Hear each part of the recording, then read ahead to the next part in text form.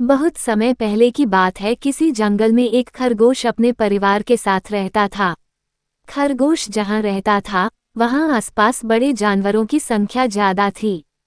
खरगोश और उसका परिवार हमेशा इस बात से डरे हुए रहते थे कि कोई जानवर आकर उन्हें नुकसान न पहुँचा दे। उन्हें अपने घर के आसपास जरा भी हलचल सुनाई देती थी तो वो झट से अपने बिल में छुप जाया करते थे।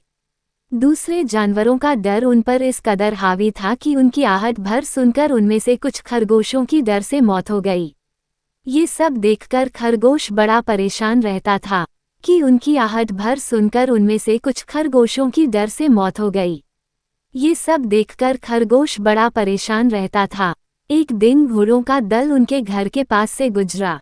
घोड़ों की आवाज सुनकर सभी सहम गए और हमेशा की तरह अपने बिल में छुप गए। डर से पूरा दिन कोई बिल से बाहर खाने की तलाश में भी नहीं गया। अपने परिवार को इस हालत में देखकर खरगोश बेहद दुखी हुआ। उसने भगवान को कोसते हुए कहा कि हे भगवान, आपने हमें इतना कमजोर क्यों बनाया है? इस तरह जीने का क्या फायदा जिसमें हर दिन अपनी जान को लेकर डर और भय बना रहता है। तभी सारे खरगोशों ने मिलकर फैसला किया कि हर समय डर और भय के चलते बिल में छुपकर रहने से अच्छा होगा कि सब मिलकर एक साथ अपना जीवन त्याग देते हैं। सभी खरगोश इकट्ठे होकर आत्महत्या करने के लिए नदी की ओर निकल गए। नियत समय पर खरगोश और उसका पूरा परिवार नदी के पास पहुंचे। नदी के पास कई सारे चूहों के बिल थे। जब चूहों ने खरगोशों को आते देखा तो वो सभी डर गए और इधर उधर भागने लगे।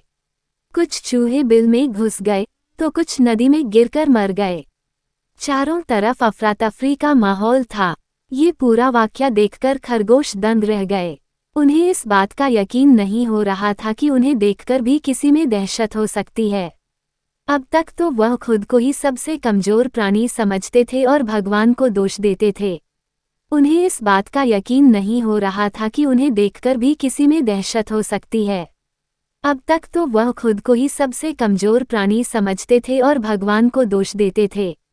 अब खरगोशों की समझ में आ गया था कि भगवान ने दुनिया में अलग अलग खासियत के साथ जीव जंतु बनाए हैं।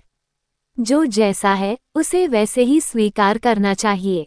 अगर किसी में कमी है तो उसमें कुछ गुण भी हैं। हर किसी में एक जैसे गुण नहीं हो सकते। ये समझने के बाद खरगोश और उसका परिवार घर वापस लौट गए।